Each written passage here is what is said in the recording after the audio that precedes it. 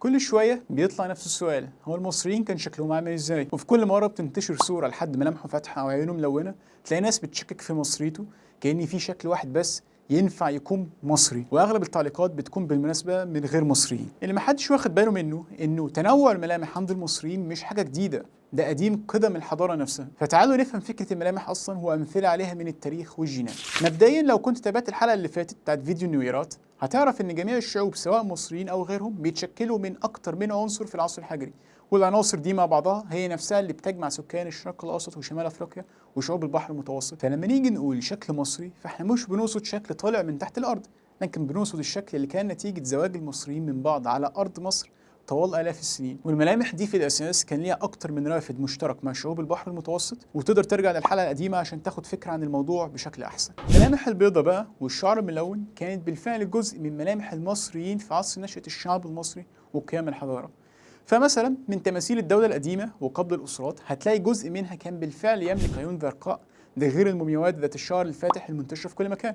وده بالرغم من ان المصريين القدامى كان عندهم كود معين في الرسم، وهو الالتزام بتلوين الرجال باللون الاحمر اللي هو لون الشمس، بينما تلوين البنات باللون الابيض الفاتح.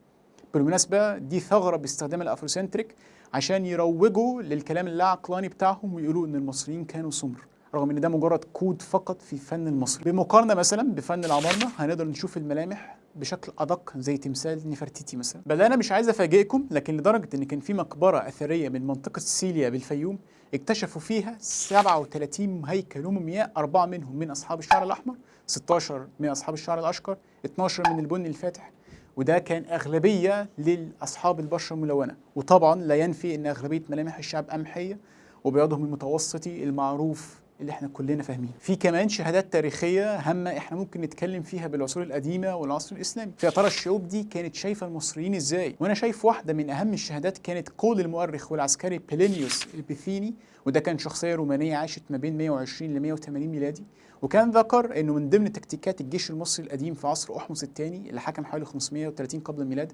انهم لما وظفوا مرتزقه اغريق في الحرب ضد الفرس كان ساعات الجيش المصري بيغير ملابسه مع الاغريق علشان يوهموا العدو ان حصل امداد ليه.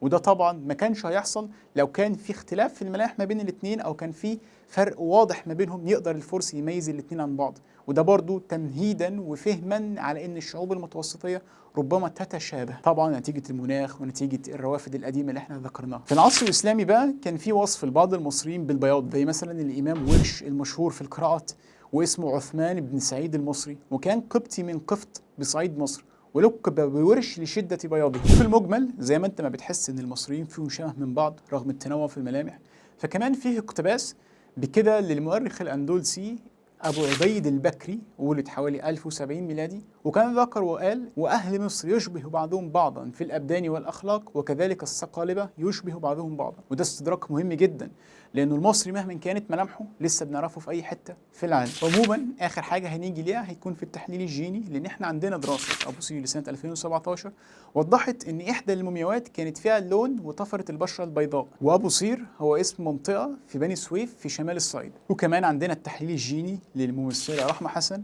اللي شاركته معانا وخرج عندها اصول 87% ترجع للمصريين القدماء، وكمان كان عندها نفس جين البشره الفاتحه CLC 24A5، ده غير لون الشعر الاشقر والعيون الملونه. وبالمناسبه ده ما ينفيش ان اخت الاستاذه رحمه الاستاذه صوفي حسن كان عندها بشره قمحيه وسمراء، بحيث يكون الاختين سواء الاستاذه رحمه او الاستاذه صوفي مثال ممتاز للاسره المصريه. الدلائل اللي فاتت دي كلها بتثبت حاجه واحده اساسيه، وهي ان المعلومات التاريخيه والجينيه والاثار وضحت ان المصريين رقم 1 متجانسين بالشكل، ورقم 2 مش غريب عنهم الملامح الملونه. وفي النهايه العلم اصدق انباء من الهوى.